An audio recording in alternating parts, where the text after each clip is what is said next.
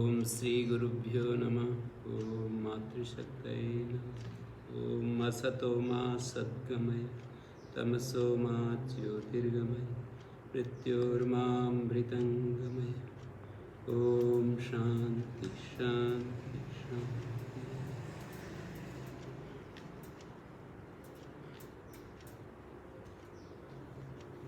रविवार ये सत्संग की ये 52वीं कक्षा है।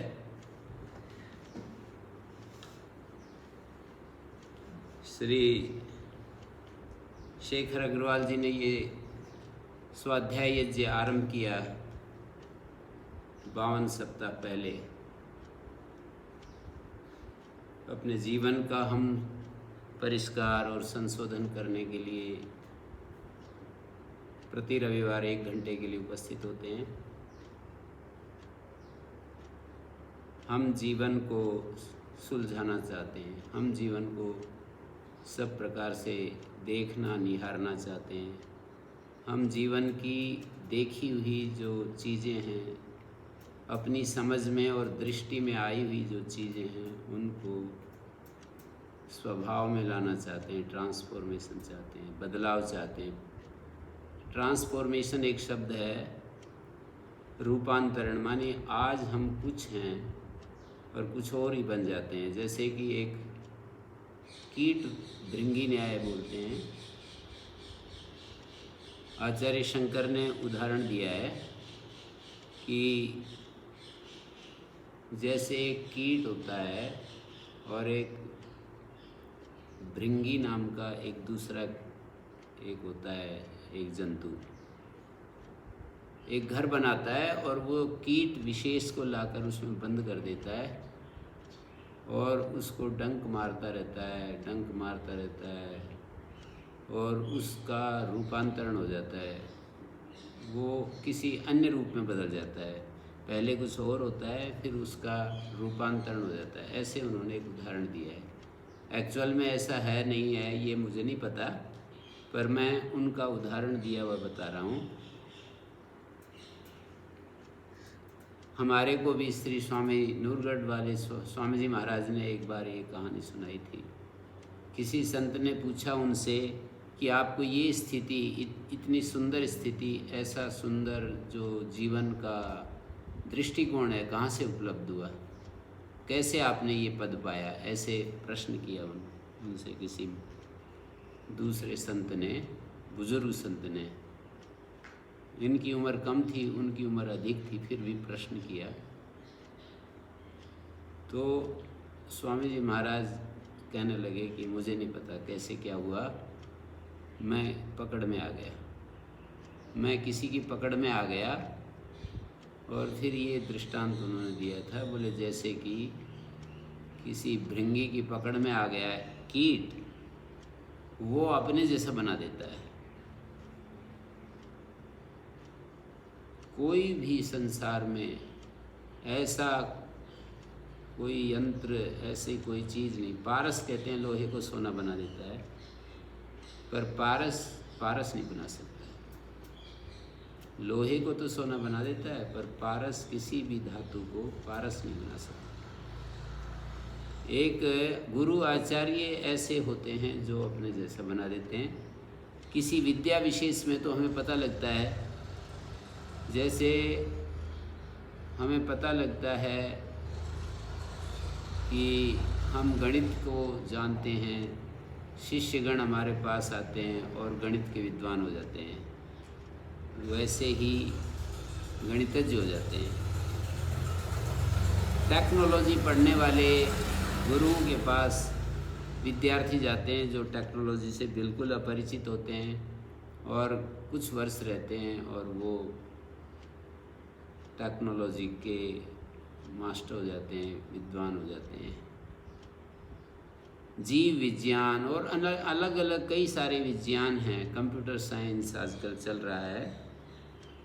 अनभिज्ञ व्यक्ति उसमें प्रवेश करता है और वो कुछ वर्ष बाद एक अलग व्यक्ति बन करके निकलता है। ये बात हमें अलग अलग क्षेत्रों में इन विद्याओं के संदर्भ में तो पता लगती हैं, पर एक अनात्मज व्यक्ति आत्मज हो जाता है ये उदाहरण मतलब बहुत मुश्किल से मिलता है। दृष्टांत तो मिलते रहते हैं।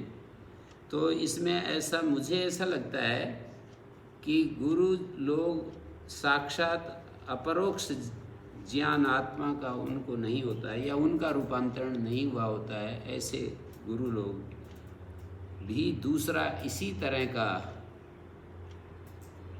ऐसा ही व्यक्तित्व नहीं बना पाते हैं। आप कहेंगे या कोई भी कहेगा कि केवल गुरु के हाथ में नहीं है, साथ में उसकी जिज्ञासा और उसकी अभिप्सा भी तो चाहिए। ये तो पक्का है। दो शक्तियाँ जब मिलती हैं, इकट्ठी होती हैं, तो महान और दुरूह कार्य, कठिन कार्य संपन्न हो जाता है, जो हमारे प्रयास का विषय बना हुआ है। मानी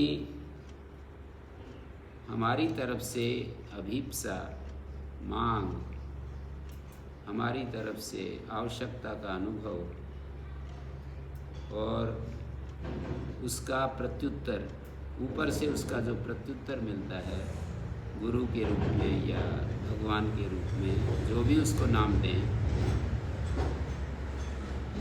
मानी अभिप्सा कम होती है तो भी वो कार्य पूरा नहीं होता, या गुरु का जो स्थिति है, गुरु की स्थिति, एक स्थिति शब्द का प्रयोग होता है और एक दृष्टि शब्द का प्रयोग होता है। योग दर्शन में स्थिति शब्द का, तत्र स्थितो यत्नोऽभ्यास, स्थिति शब्द का प्रयोग हुआ। और एक दूसरी जगह तस्य प्रशांत वाहिता संस्कारात्, तीसरे पाद में प्रशांत वाहिता एक शब्द का प्रयोग हुआ। और प्रशांत वाहिता का वही व्याख्यान किया है जो स्थिति शब्द का, तत्र स्थितो यत्नोऽभ्यासा, सूत्र पर स्थिति शब्द का जो अर्थ लिखा है वही व्यासदेव जी ने प्रशांत वाहिता शब्द से क्या ग्रहण करना होता है वो बताया। प्रशांत वाहिता ये होती है कि प्रशांत भाव से बहना, माने बिल्कुल एकदम नदी बह रही है पर पता नहीं चल रहा है कि नदी बह रही है।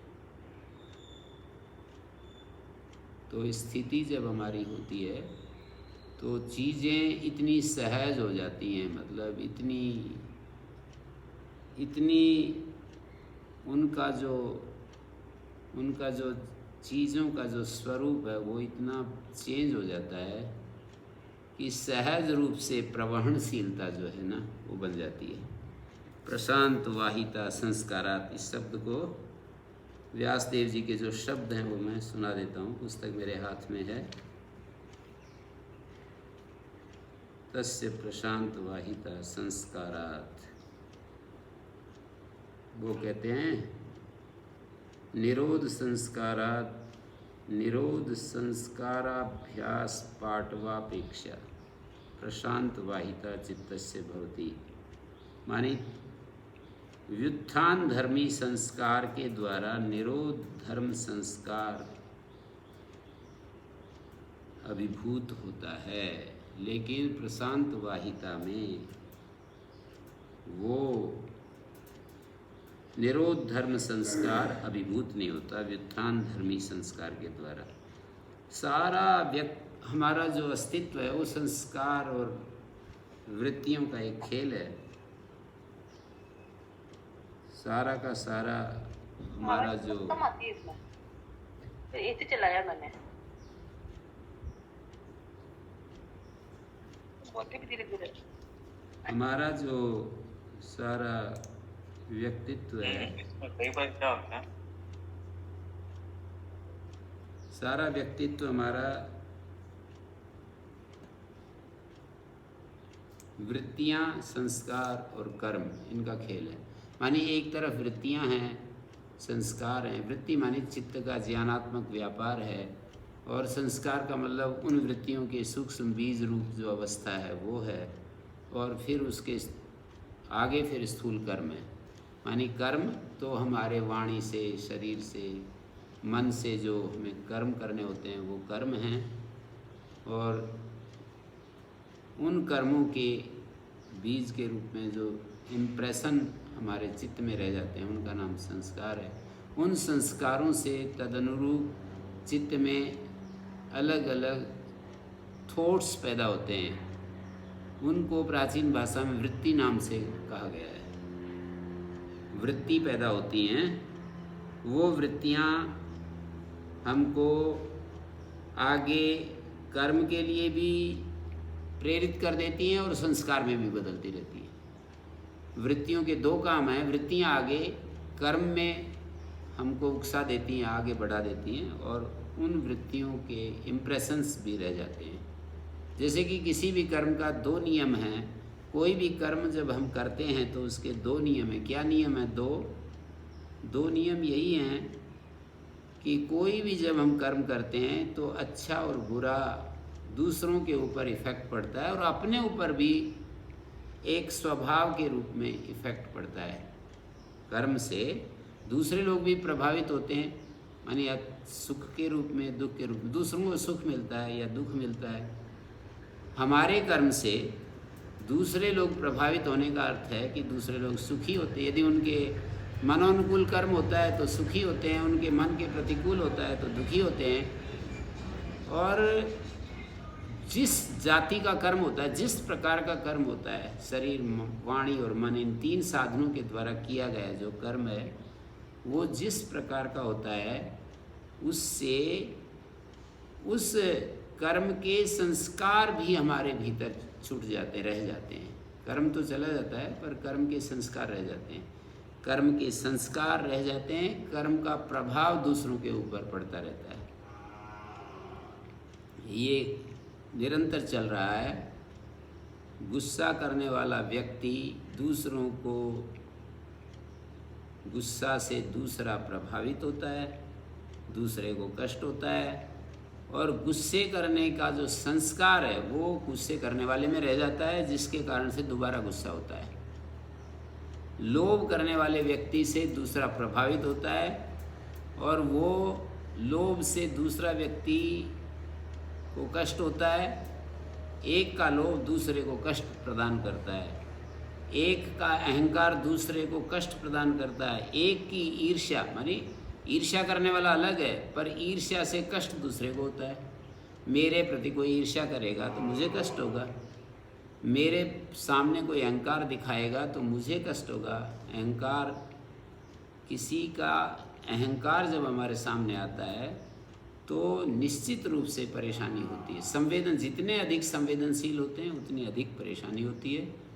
जितने ज़्यादा रफ होते हैं उतनी कम परेशानी होती है। जितना अधिक संवेदनशील होती हैं उतना ज़्यादा कष्ट होता है। जितना टफ होते हैं, रफ टफ बोलते हैं, उसको कम कष्ट होता है, कम दुख होता है। जैसे पशुओं को यदि हम पिटाई भी कर दें तो वो ऐसे माने मनुष्य की तरह वो हमारे बात को लेकर के बैठ करके, ऐसे नहीं कि बस सदा सदा के लिए वो उस बात को पकड़ करके बैठ जाए। इससे एक बात ध्वनि निकल सकती है, कोई यूँ समझ सकता है, फिर तो रफ टफ होना अच्छा है, और ज्ञानवान होना और संवेदनशील होना और विवेकशील होना, माने ज़्यादा संवेदनशील होना तो हमारे दुखों को ही बढ़ाता है। तो ज़्यादा संवेदनशील क्यों होने की बात कही जाती है? फिर तो अपने मन को रफ टफ रखना चाहिए। इसका भी एक सहज उत्तर दिया जाता है कि जैसे किसी के अंदर कैंसर का रोग धीरे धीरे बढ़ता रहता है और वो कैंसर का रोग अपनी चरम परिणति में बदल जाता है, और कोई लोग जैसे ही कैंसर शुरू होता है तो उसको पहचान लेते हैं कि कुछ गड़बड़ होने लगी है। कुछ लोग तब पहचान पाते हैं जब वो 4th स्टेज में पहुंच जाता है। तो संवेदनशीलता भी इसी तरह की है। जब पूरा, हमारे एक ब्रह्मचारी यहीं पर भी बैठे हैं, उन्होंने कहा था कि भाई ऐसे किसी प्रसंग में सायंकाल सत्संग चल रहा था, तो कोई बात ऐसी चल रही थी कि भाई ये जो संवेदनशीलता है ये तो हमारे दुखों को बढ़ाती चली जाती है। तो उस ब्रह्मचारी ने कहा कि संवेदनशील होना अच्छा नहीं है, इससे तो ये ध्वनि निकलती है। तो ब्रह्मचारी ने कहा कि मानी जीवन में कभी न कभी तो बहुत बड़ा दुख आते ही रहते हैं, बड़े बड़े भी दुख आते हैं, और उनको उन दुखों का उपाय करने के लिए कोई उपाय नहीं सूझता है। वो उस मौके पर हेल्पलेस हो जाते हैं, और जो अपने स्वभाव को, अपनी स्थिति को आकलन करता रहता है, कहाँ कहाँ मेरे से भूलें हो रही हैं, कहाँ कहाँ मैं दुखी हो रहा हूँ, कहाँ कहाँ मेरे को परेशानी हो रही है, कहाँ कहाँ मेरे से दूसरों को परेशानी हो रही है, ये सब जो विचार करते रहते हैं और जिनको अनुभव होता रहता है, वो धीरे धीरे समत्व की स्थिति की तरफ आगे बढ़ते रहते हैं। तो ये भी एक पूछा जाता है कि ये शास्त्र जो होते हैं, हमारे मित्रगण ऐसे पूछते हैं कि ये जो शास्त्र होते हैं ये हमको कितनी हेल्प करते हैं हमारे माने आत्म साक्षात्कार। एक बात है, हमको निर्दोष जीवन के लिए कितना तैयार करते हैं, शास्त्रों की क्या हेल्प होती है मनुष्य के लिए। इसका तो सीधा सा गणित यही है कि शास्त्र हमको एक दृष्टि देता है। जिन लोगों को उस दृष्टि का लाभ लेने के लिए मन होता है उनका परिष्कार हो जाता है। जो दृष्टि हम प्राप्त करते हैं उसके कई उद्देश्य होते हैं। कहीं चर्चा चले तो मैं भी अपनी आहुति लगा सकूं, ये भी एक उद्देश्य होता है। जब बात चलती है तो मैं भी, जैसे उधर से कोई बात कही तो हम चुपचाप यदि बैठे रहते हैं तो संवाद में हम ऐसा लगता है कि हम एक प्रकार से अनजान हैं। मैं थोड़ा नीचे स्तर का शब्द प्रयोग नहीं कर रहा हूँ, ऐसा लगता है कि अनजान है, यानी नीचे स्तर का शब्द बोलेंगे तो हम कहेंगे कि मूर्ख हैं, बिल्कुल हम कुछ भी नहीं जानते, मूर्ख। तो आदमी का अहंकार कभी भी उसको दूसरों के सामने मूर्ख सिद्ध नहीं करना चाहता है। कुछ अपवादों को छोड़कर जो जैसे हैं वैसा बोलते रहते हैं, और ईमानदार कुछ लोगों को छोड़कर बाकी तो सब अपनी स्थिति को अधिक करके आकलन करते हैं और दूसरों से अपमानित ना हो, दूसरों में मेरा भी एक प्रभाव हो, मेरा भी एक व्यक्तित्व जो है विशेष हो, इस तरह का भाव जाने अनजाने में बन ही जाता है अहंकार के चलते। तो हमारे जो हम सीखते हैं, जो शास्त्र से दृष्टि, आँखें प्राप्त करते हैं, अंदर की आँख, ये बाहरी आँखें जो दुनिया को देखती हैं, एक अंदर की आँखें होती हैं जो अंदर को देखती हैं, अंदर की स्थिति को देखती हैं।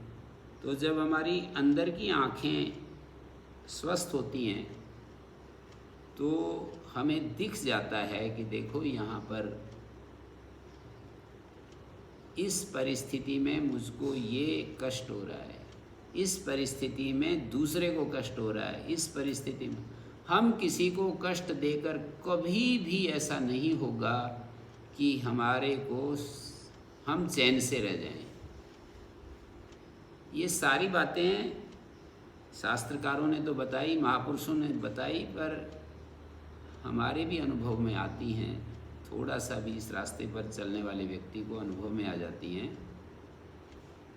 बेहोश व्यक्ति तो सोच सकता है या सब अपने कर्मों का फल भोग रहे हैं, इसमें मैं क्या करूं, सब अविद्या में ग्रस्त हैं तो वो अपने फल का भोगेगा। अविद्या के कारण किसी को परेशानी होती है तो वो तो होगी, मैं क्या कर सकता हूँ, ऐसा कहते हुए भी मैंने सुना है। लेकिन संवेदनशील व्यक्ति किसी को, पहला नियम है कि वो दुख नहीं देना चाहता, कष्ट नहीं देना चाहता। और यदि वो कष्ट उसके वाणी से, उसके मन से या उसके शरीर से किसी प्रकार का दूसरे को कष्ट होता है, मन से भी कष्ट हम नहीं देना चाहते, वाणी से भी नहीं देना चाहते, शरीर से भी नहीं देना चाहते। जब हम संवेदनशीलता की चरम सीमा में जीते हैं तो किसी भी परिस्थिति में हम किसी को दुख नहीं देना चाहते, कष्ट नहीं देना चाहते।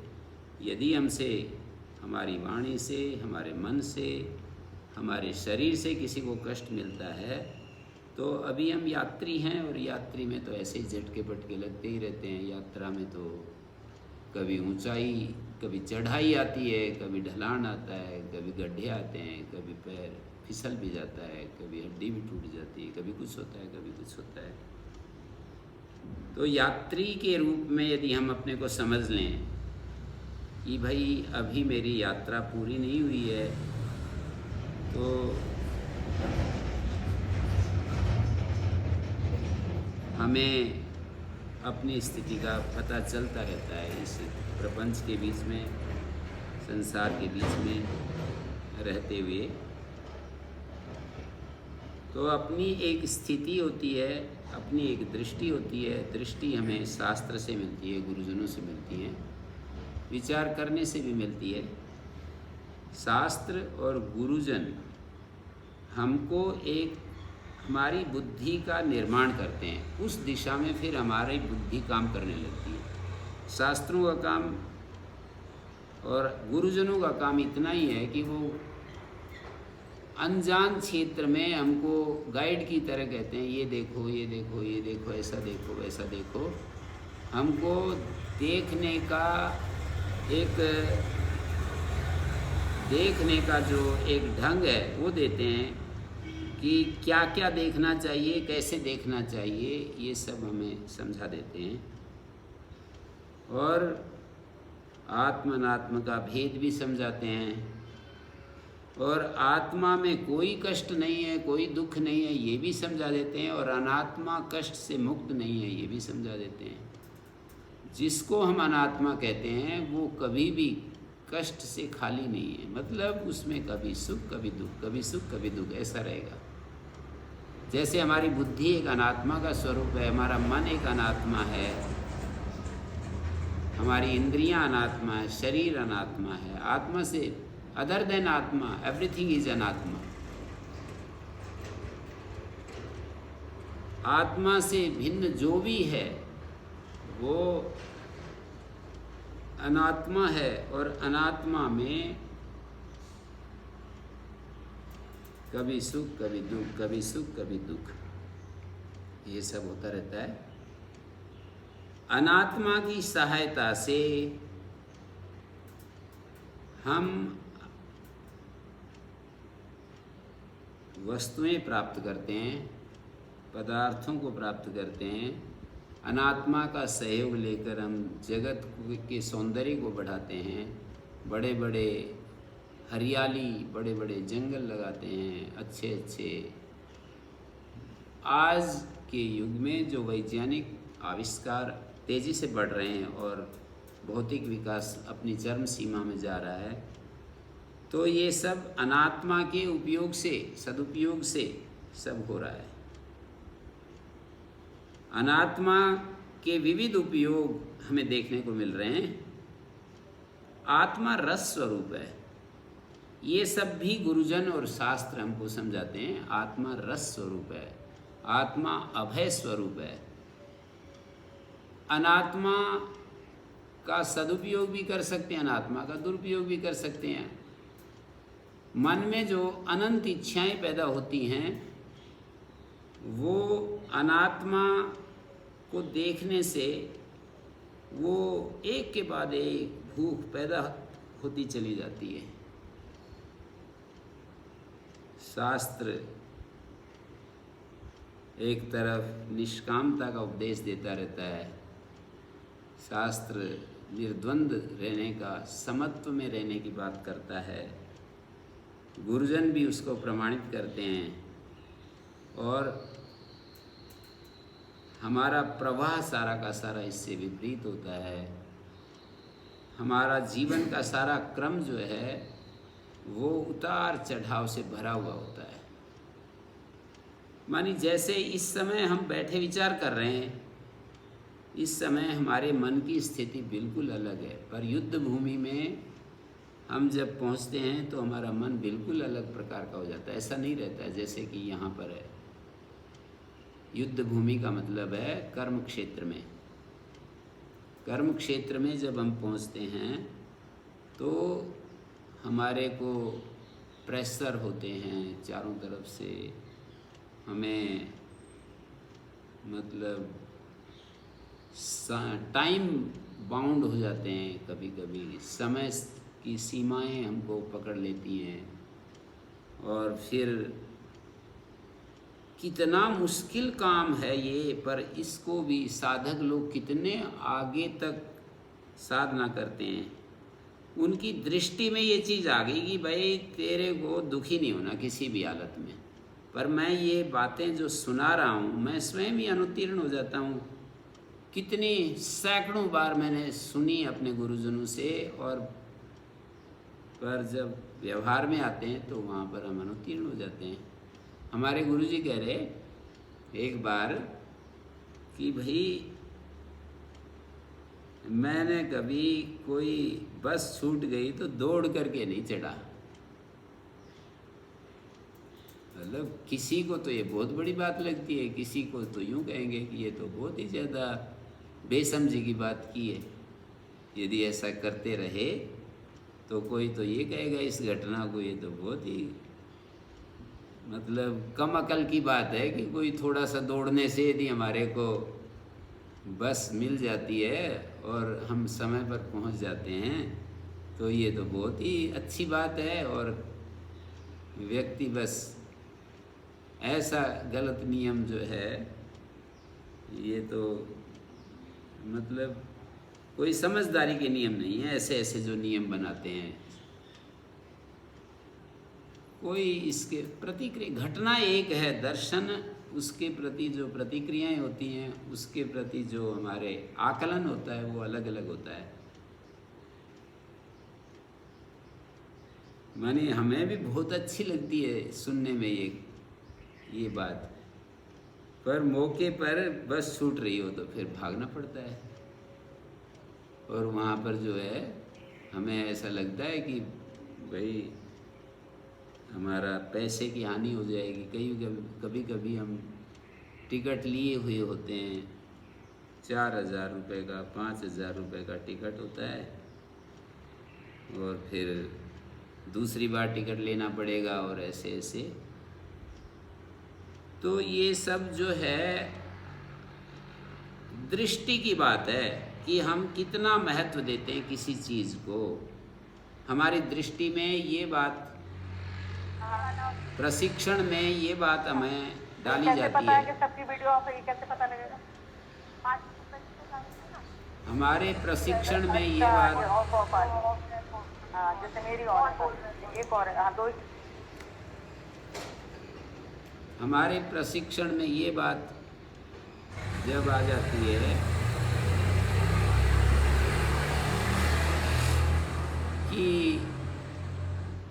शांति सर्वोपरि है और शांति में रहते हुए हमें सारा जीवन जीना है। कार्मिक जीवन को शांति के आधार पर खड़ा करना है। शांति नींव की तरह है और कर्ममय जीवन उसके ऊपर खड़े गए मकान की तरह है। और यदि इस दृष्टि को हमारा अंतःकरण, हमारा अंतरात्मा स्वीकार कर लेता है, हमारी बुद्धि इसको स्वीकार कर लेती है, इसको करने के बाद भी बहुत लंबी यात्रा तय करनी पड़ती है इस स्थिति में पहुंचने के लिए। माने ये जो दृष्टि है हमारे स्वभाव में आ जाए, हमारे स्वभाव में बदल जाए, ये ट्रांसफॉर्मेशन हो जाए हमारा, ये इतना मतलब तत्काल होने वाला कार्य नहीं है। एक बार सुने और काम बन गया।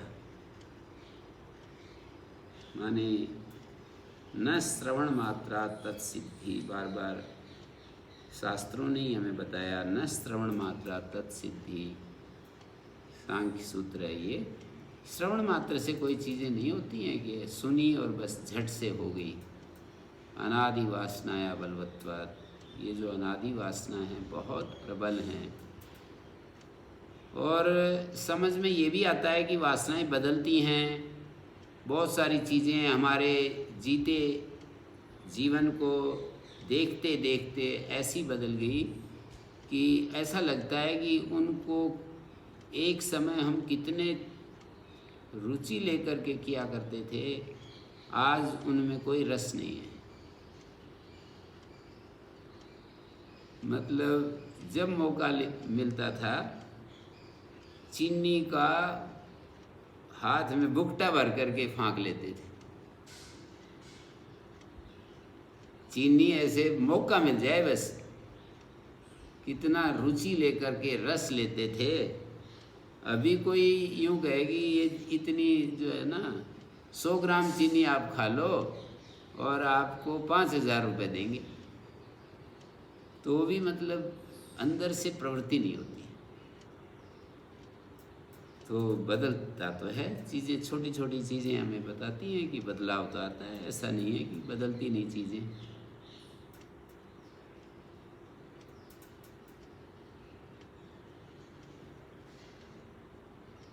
पैसा खर्च करके और पहलवानों की कुश्ती देखने के लिए भी हम गए स्टेडियम में, समय खर्च करके, और वहाँ पर समय भी होता है, लाइन में लगना पड़ता है, कई वहाँ पर स्टेडियम में कई घंटे समय बिताना पड़ता है। कोई कहे कि भाई चलो वहाँ पर आपको वो विश्व विजेता पहलवान आ रहे हैं और आपको ले चलते हैं, आपको कोई दिक्कत नहीं है, हम सारा प्रबंध करेंगे, तो भी प्रवृत्ति नहीं होती, अंदर से प्रवृत्ति नहीं होती। तो बदलती तो हैं चीज़ें, मानी बहुत रुचि वाली चीज़ें जो हैं वो भी बदल जाती हैं हमारी। तो जैसे ये सब उदाहरण मात्र हैं, ये तो बहुत सारी चीज़ें गिनाई जा सकती हैं कि बदलती हैं। तो ऐसे ही जो चीज़ें हमने, हमारी बुद्धि में ये आ गया कि भाई इससे तेरे जीवन के परिष्कार में जहाँ लाभ होगा तो ज़रूर हमें उसका उपयोग करना चाहिए। और परिष्कार नाम की कोई चीज़ नहीं हो रही, मनोरंजन मात्र के लिए वो तो आजकल कितने सारे साधन हो रहे हैं, उसी चीज़ को आजकल इसमें भी देखा जा सकता है। इतना कष्ट उठाकर देखने की क्या ज़रूरत है, ऐसा तर्क बुद्धि काम करने लगती है। तो मैं तो केवल ये दृष्टांत इतने अर्थ में दे रहा हूँ कि चीज़ें बदलती हैं,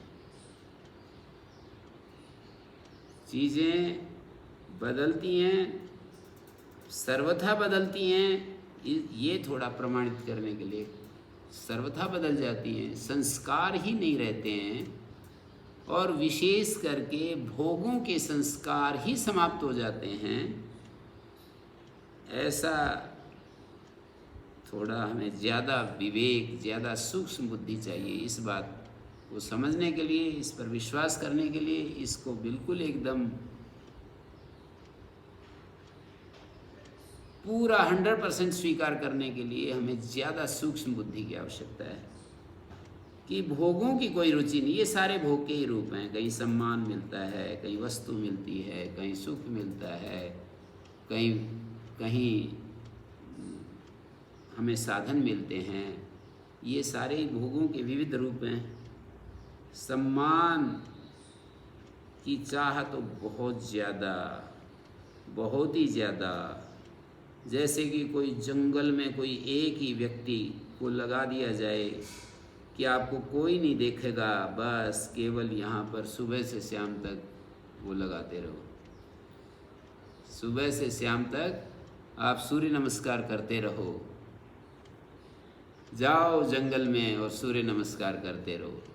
आपको कोई भी ऐसा पहचानेगा नहीं कि इस व्यक्ति ने सुबह से सायंकाल तक सूर्य नमस्कार किया। कोई वाक्य आपके कान में नहीं आएगा, कुछ भी आपको कोई एक व्यक्ति भी देखने वाला नहीं मिलेगा, ना अखबार में नाम आएगा, विश्व रिकॉर्ड भी नहीं बनेगा। पर आप को यदि आनंद आता है तो आप करो वहाँ जा कर के। तो मेरे ख्याल में इस सारे विश्व में कोई व्यक्ति मिल भी सकता है ऐसा जनूनी कि वो ये काम भी कर ले, पर वो कम से कम उसको एक व्यक्ति को तो सिद्ध करने के लिए मिल गया ना, अगर मुझे इस व्यक्ति को ये प्रूव करके दिखाना है कि मैंने कोई भी नहीं देख रहा था और मैं जो है ना जंगल में जा कर के इस तरह से करता रहा।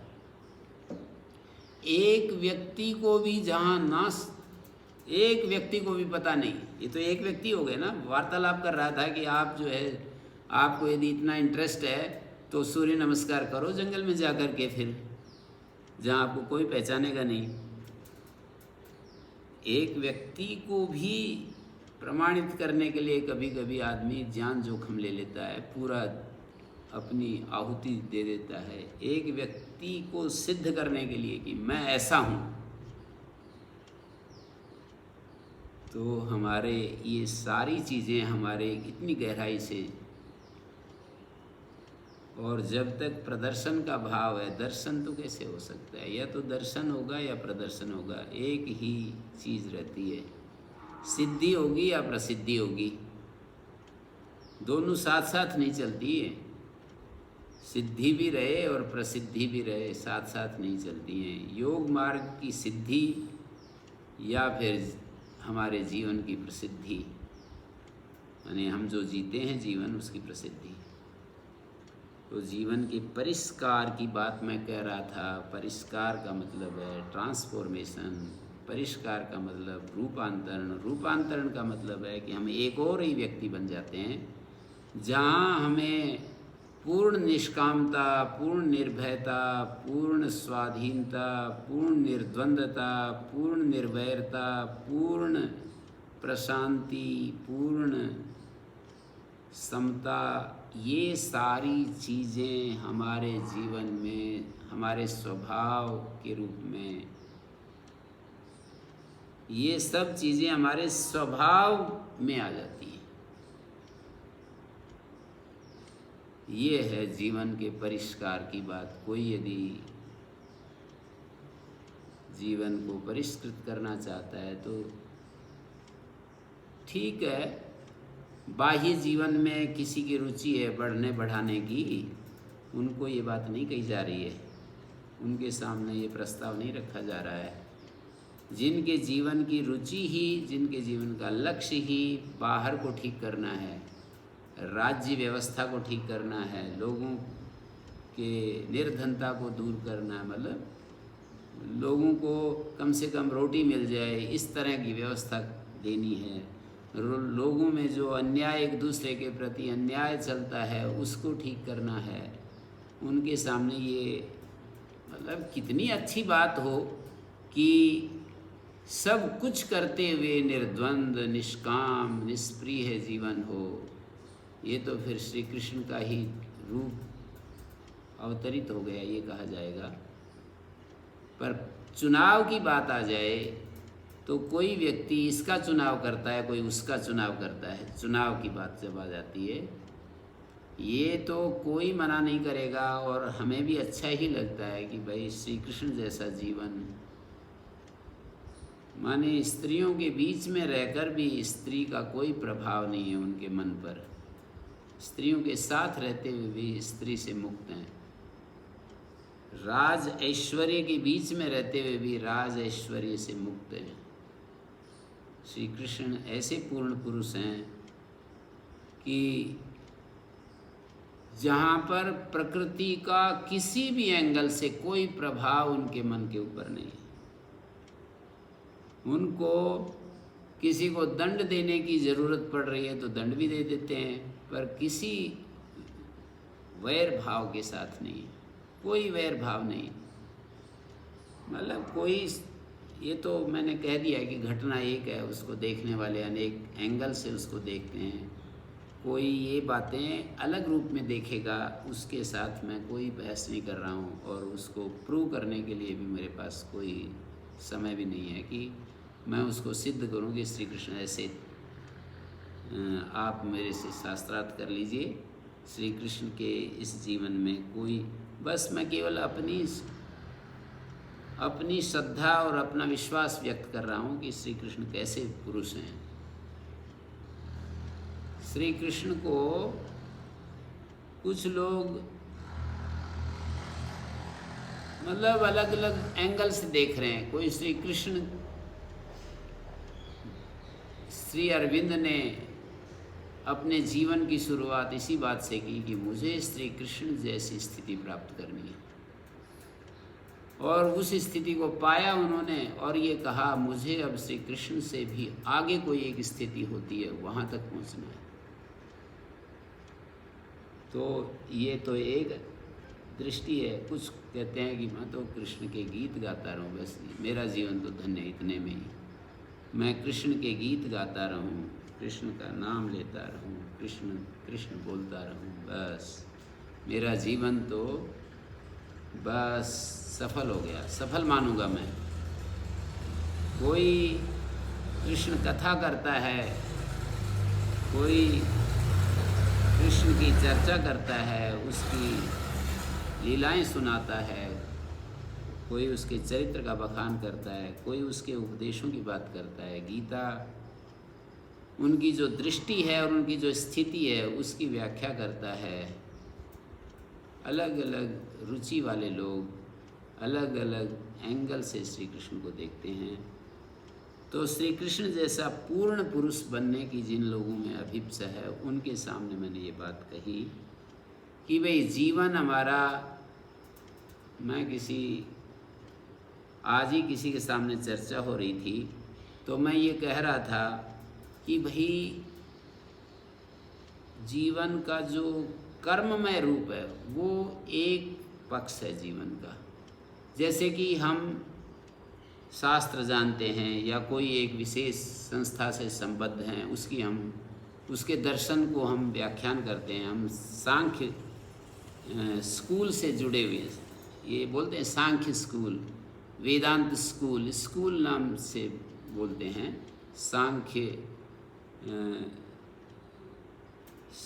जो आचार्य हैं, सांख्य आचार्य, उनके उस ग्रुप में जो उनकी दृष्टि का प्रचार प्रसार करने वाले, उसको समझने की कोशिश करने वाले, उसको जीने के लिए कोशिश करने वाले लोग जो हैं सांख्य लोग कहलाते हैं। दूसरे प्रकार के लोग हैं जो तार्किक लोग हैं, जो बुद्धि से हर चीज़ को प्रमाणित करना चाहते हैं, हर चीज़ को बुद्धि से समझाने की कोशिश करते हैं। तीसरे लोग वेदांतिक हैं, जो कि उपनिषद में जिस आत्मा का स्वरूप बतलाया उस आत्मा के अनुभव प्राप्त करके उस तरह के जीवन के अभिप्सु हैं। कोई भी हमारी दृष्टि है और हम उसको पाने के लिए लालायित हैं, तो उस दृष्टि से जब हम अपना परिष्कार करना चाहते हैं तो हम उस समय अपनी सामर्थ्य को नहीं देखा करते हैं कि मेरे में क्या क्या सामर्थ्य है। उस दृष्टि को यदि हम दूसरों के सामने अच्छे से व्याख्यान करते हैं, उसको अच्छे से बखान करते हैं, उसको अच्छे से समझा सकते हैं, तो ये तो एक सामर्थ्य की बात होगी, उसकी बुद्धि कुशलता की बात होगी, उसकी वाणी की प्रखरता की बात होगी कि उसने किसी सिद्धांत को, किसी दर्शन शास्त्र को बहुत अच्छे से बता दिया दूसरों के सामने। ऐसा बताने मात्र से उसका जीवन भी इसी तरह का होता है, उसके स्वभाव भी वैसे ही बन जाते हैं, ऐसा आवश्यक नहीं होता है। हो भी सकता है, नहीं भी हो सकता। आवश्यक नहीं होता है कि कोई व्यक्ति अपनी वाणी के द्वारा किसी दर्शन शास्त्र की व्याख्या कर रहा है, व्याकरण शास्त्र बहुत अच्छा जानता है, तो ये सामर्थ्य की बात है। व्याकरण शास्त्र तो थोड़ा जीवन से जुड़ा हुआ नहीं है। उपनिषद शास्त्र यदि हम इसकी जगह रख दें तो उपनिषद को कोई बहुत ही अच्छा व्याख्यान करता है, उसके प्रत्येक सिद्धांत को सही सही समझता है, तो इतने मात्र से ऐसा आवश्यक नहीं होता है कि उपनिषद में प्रतिपादित विषयों को वो जी भी रहा है, साक्षात उसके जीवन में भी वो चीज़ें आ रही हैं, ऐसा आवश्यक नहीं होता है।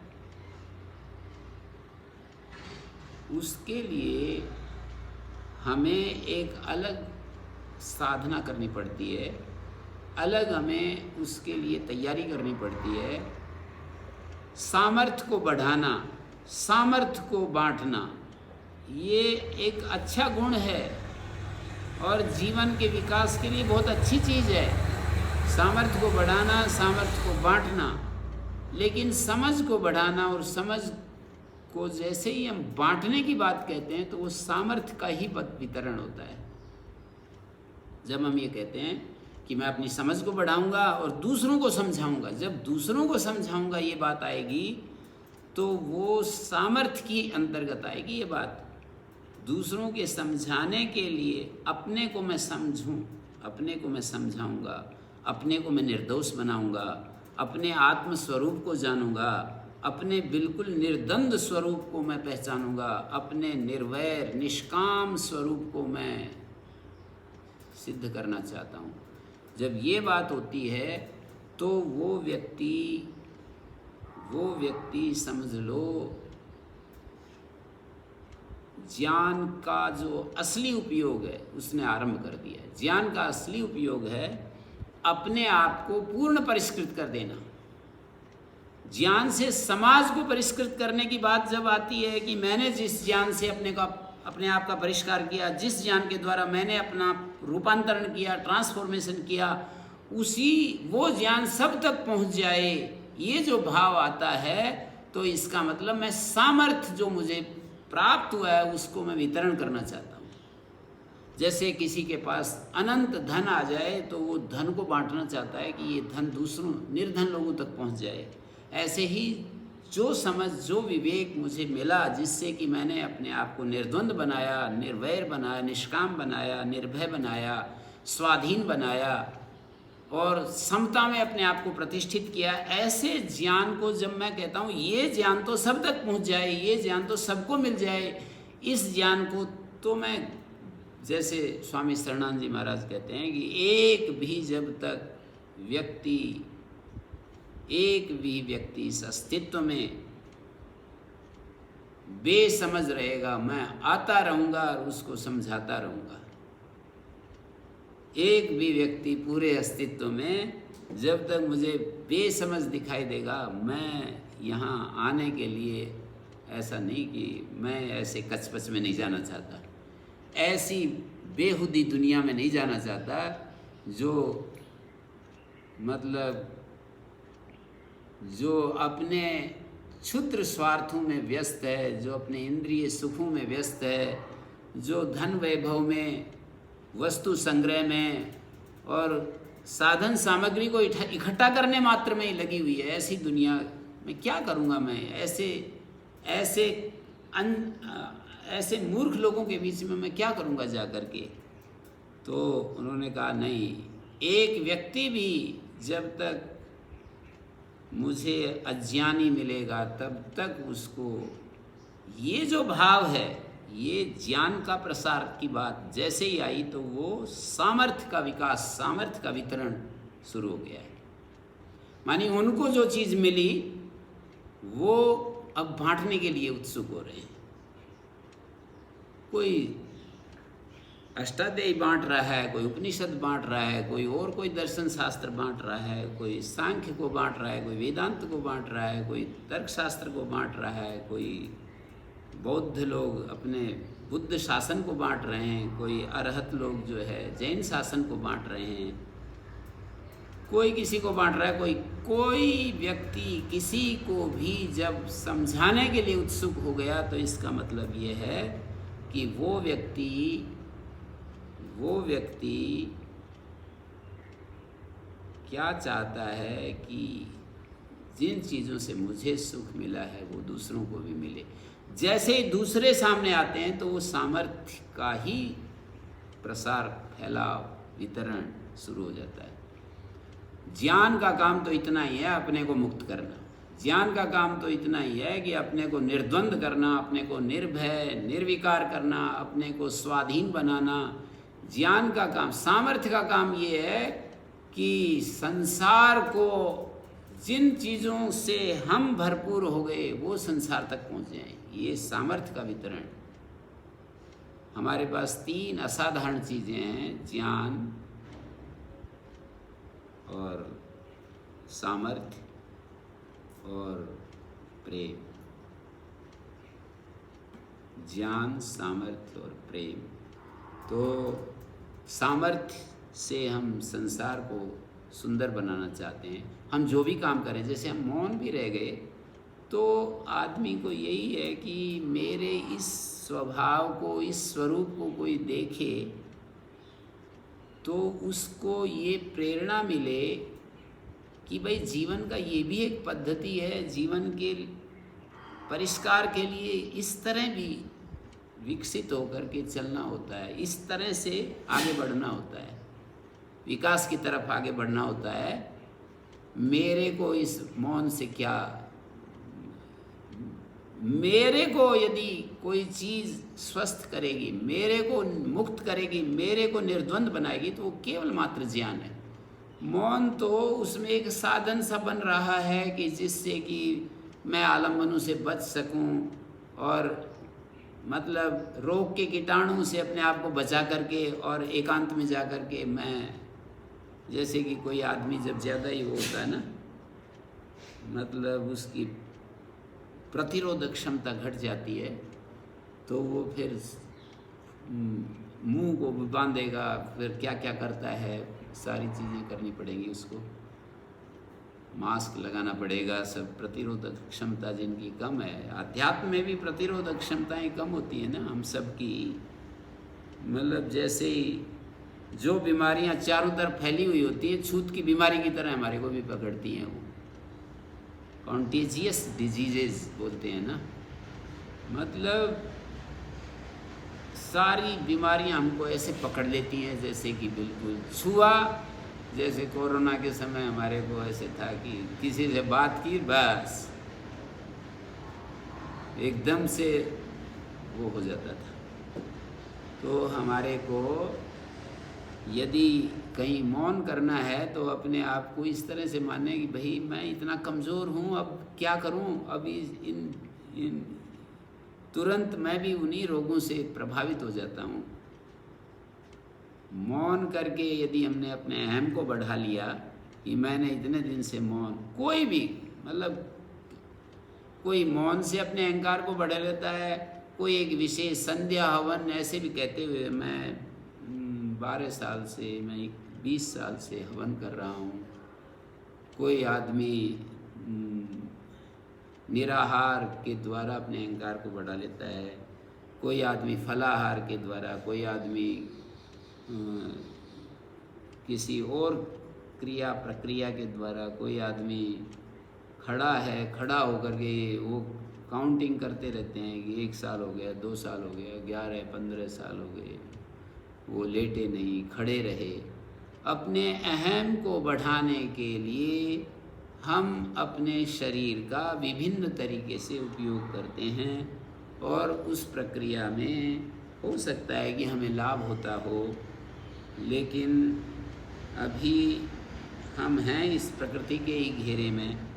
हम अनात्मा के द्वारा मैं नाम का एक व्यक्तित्व है उसकी पूजा कर रहे हैं, अनात्मा के द्वारा उस मैं की पूजा कर रहे हैं। और जब हम अनात्मा के माध्यम से मैं को सजाना चाहते हैं तो वो मैं तो अनात्मा के द्वारा सजाया नहीं जा सकता, अनात्मा के द्वारा अनात्मा को ही सजाया जाता है, अनात्मा के द्वारा अनात्मा को ही सजाया जाता है।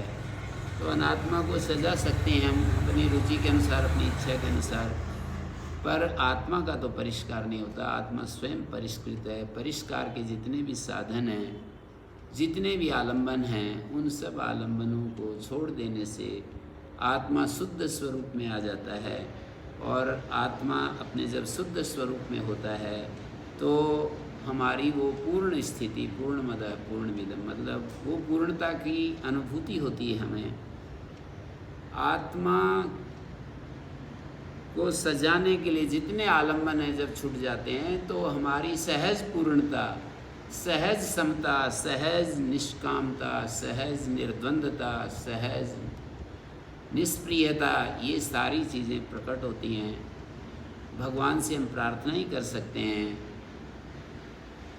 कि हमारे को, मतलब ज्ञान की इतनी महिमा में समझते हुए भी मैं ये कहता हूँ कि ये स्थिति नहीं प्राप्त हो रही है तो क्या करें। और ऐसे हजारों लोग ये बात पूछते हैं कि ये स्थिति तो मिल नहीं रही है, क्या करें। तो मैं तो एक ही उत्तर देता हूँ, प्रार्थना करो।